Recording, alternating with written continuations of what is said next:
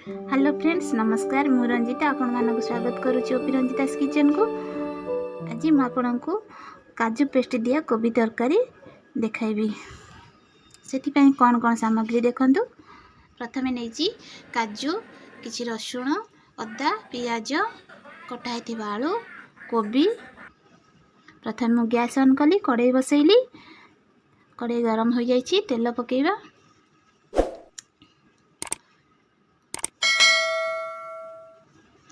तेल गरम होला परे कोबी की पकाइली। एभली सबुतक कोबी पकाई नेछि। एबे कोबी को टिके समय पई अल्प समय पई आमे कवर करि नेबा।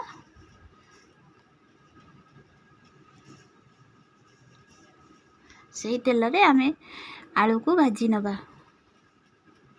एबे आलू देखंतु फ्राई हो जाइछि। आलू को काढी आनली।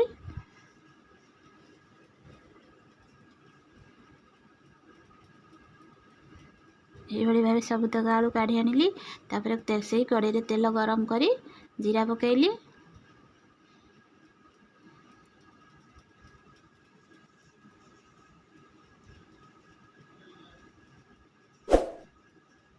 जीरा फुटीगला आमे पियाज पकईबा। पियाज ये भल भाव फ्राए हो जाइछि। तापर मु अदा रसुण पेस्ट पकाउछि। अदा रसुण पेस्ट को ये भाव गोले नवा।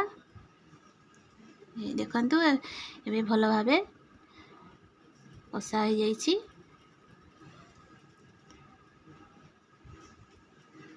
प्रथमे आमे सेतिरे लंका गुंड गोटे चमच हलदी गुंड गोटे चमच गरम मसला गोटे चमच ये भल भाव गोले नवा।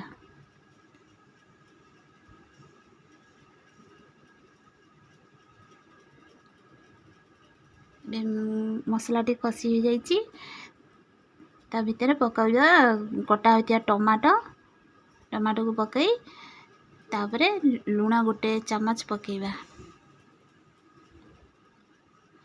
ये भली भावे टमाटो कषि हो जाइछि। ता भितर लूण पकईले टमाटो टी स्मूथ होई भल भावे सिझी जाई थाए। तापरे पटा हेतिबा काजू पेस्ट देली। काजू पेस्ट को ये भली भावे गोळेई नेली।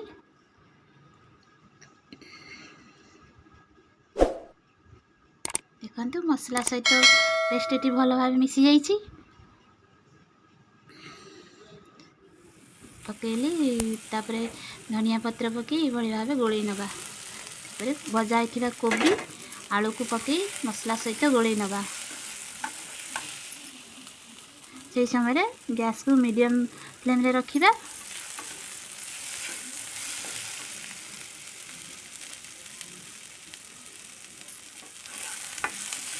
भाव गोल नवा भितर अल्प किछि पानी देबा। पानी दे ये मिसई देबा भल से।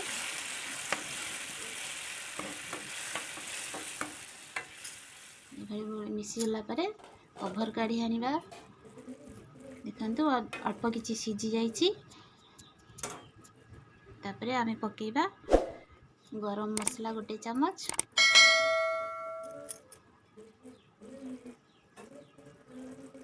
पकई ये बड़ी मिसई नबा।